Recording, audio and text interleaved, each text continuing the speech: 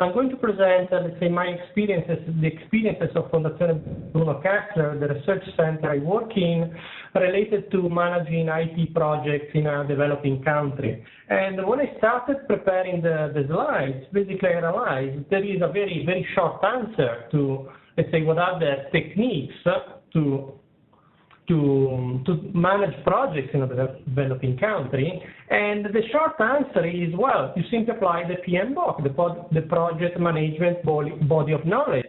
And if you apply the PMBOK, you can be wrong. And if you don't like to apply the PMBOK, you can always apply another structure methodology, such as PRINCE2. Matter of fact, if we look at the project body of knowledge, we know it has got it organizes all management activities in process groups and knowledge areas, which allow you to cover all the needs you have in managing projects. I mean, if we look at the process groups, starting from initiation of a project through planning, execution, controlling, and project closing. While if we look at the knowledge areas, then we have the different concerns related to a project, including project integration, project scope management, time, cost, and quality, so ensuring your project respects the three important characteristics three important qualities of your project, and of course some transversal concerns such as human resource management, communication management, managing risk and uncertainties, procurement, and stakeholder management, which has been introduced more recently. However, if we think a bit more about, let's say, the title of the talk and the goal of our talk, we start setting up some finer grain consideration. And the first one relates to software development. And since the software crisis, in fact, people doing software and software developers have been developing their own techniques for managing projects.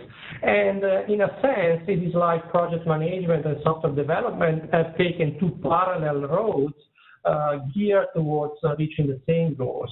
Matter of fact, if you look at what is going on recently with the DevOps trend, I mean, integrating development and deployment in operation, I mean, software development is moving toward what they call operational work rather than project work.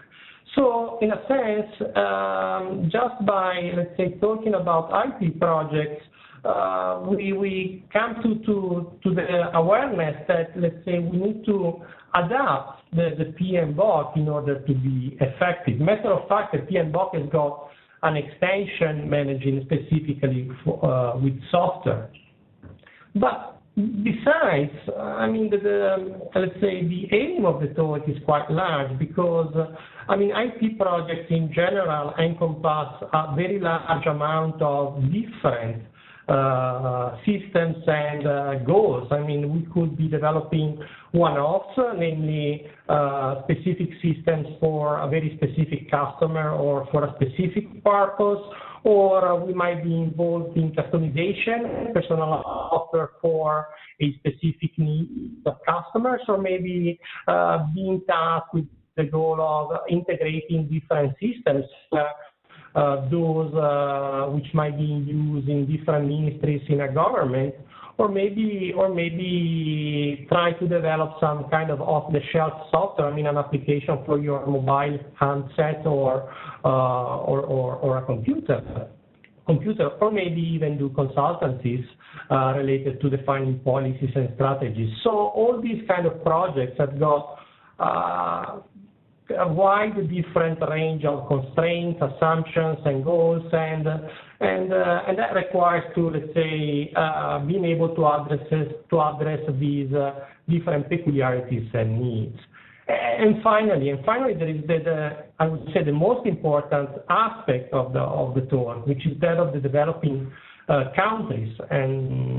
And the developing countries are going to introduce a bunch of constraints, a set of constraints, peculiarities, and assumptions, which require to be understood, addressed, and managed properly in order for a project to be to be successful. So we will see that at the end of the talk, we will, I will say that, yeah, the PMBOK is the right thing to apply, but I hope that during the talk, we will get to understand better what are relevant than others, or what, let's say, considerations we need to take into account additionally to those prescribed by the PMBOK.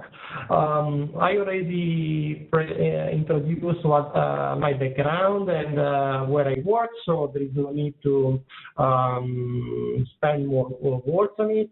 And what I want to emphasize, what I need to emphasize, though, is that I started working in ICT 4G about 7 years ago, so in 2008, and since then, the unit I'm leading here at ITMPI has been working in different initiatives. So we have been involved in the interoperability project for the government of Mozambique, which had the goal of defining the interoperability requirements and the interoperability plan for the government systems of Mozambique. That was back in 2008.